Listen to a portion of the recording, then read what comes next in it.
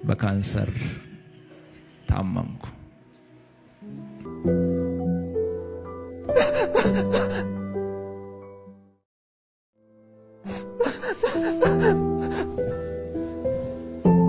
ሶሪ በጣም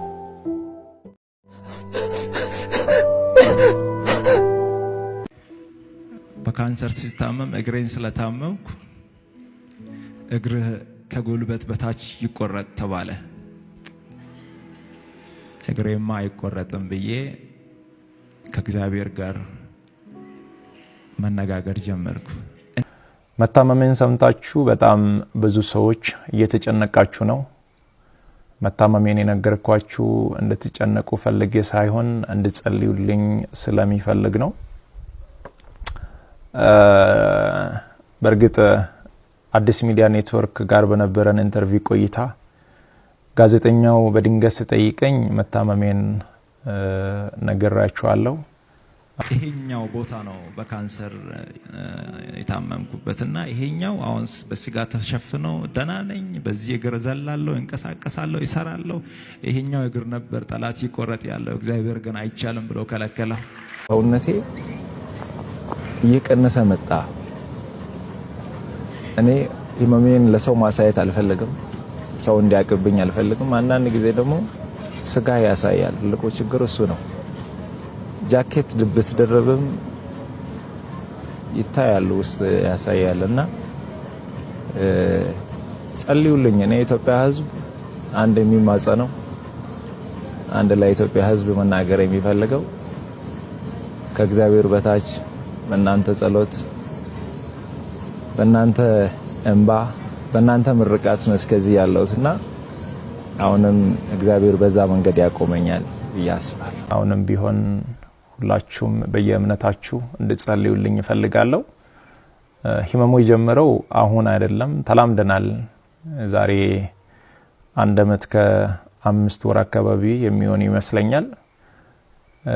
ያኔ ጎፋ በመሬት ናዳ ምክንያት ወገኖቻችን በሞቱ ጊዜ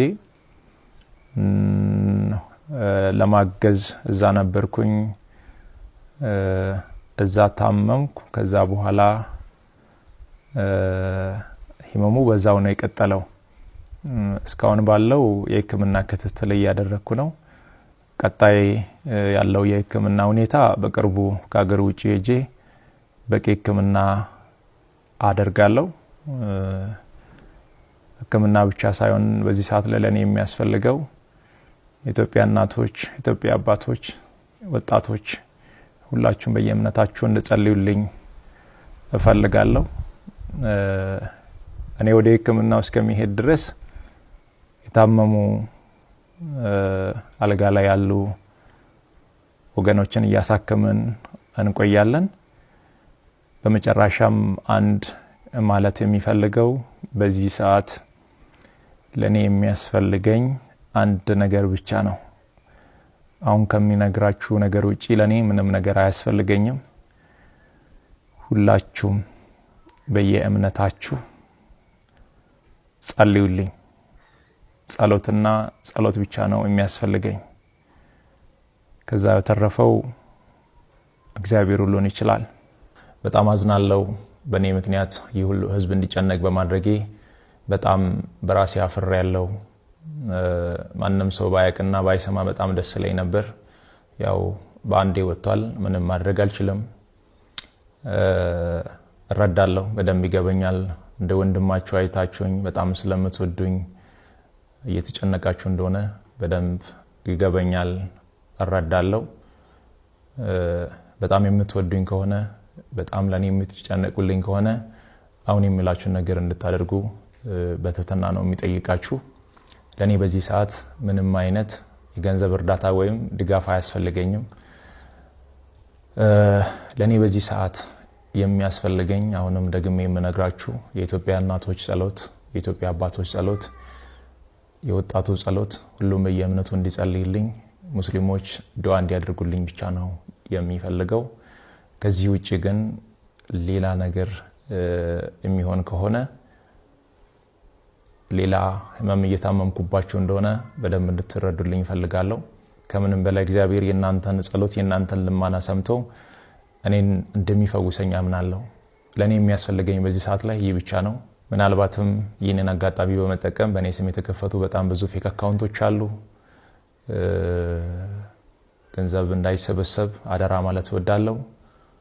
ይህንን መልእክቴ ደግሞ ለሁሉም አድርሱ፣ ጸልዩልኝ። ሌላ ምንም እርዳታ አያስፈልገኝም። አመሰግናለሁ። እናት ምግብ ቤት በር ላይ አንኳኩታ ቡሌ ስትጠይቅ ምግቡ ላይኖር ይችላል። የሚሰጣቸው ምላሽ ደግሞ እጅጉን በጣም ያሳዝናቸዋል፣ ልብ ይሰብራሉ በጣም። ከዚህም የተነሳ እኔ አሁን አንዳንድ ጊዜ እናቶችን ከጎዳና ላይ አንስቼ ሆቴል ይዣቸው ሲገባ ይሄ ሆቴል ለኛ እኮ አይፈቀድም ይከለከላል ማለት እንዴ ምግብ ቤት ይዛቸው ስትገባ አያምኑም፣ አይቀበሉኝም። እኔ ገና ድጋሚ አስረዳቸዋለሁ። ያ ማለት መጀመሪያ ሲሄዱ የተባረሩበት ቤት ስለሆነ መጀመሪያ ሲሄዱ ከኋላ በኩል የሆነች ሮቶ አካባቢ ለሰ